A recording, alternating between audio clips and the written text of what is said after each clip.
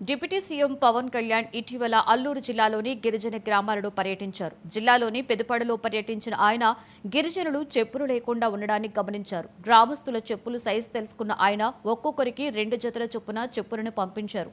పవన్ పంపించిన పార్సల్స్ అందుకున్న గ్రామ సర్పంచ్ వాటిని గ్రామస్తులకు పంపిణీ చేశారు. దీంతో చెప్పులు ధరించిన గిరిజనులు డిప్యూటీ సీఎం ఔదార్యాన్ని మెచ్చుకున్నారు.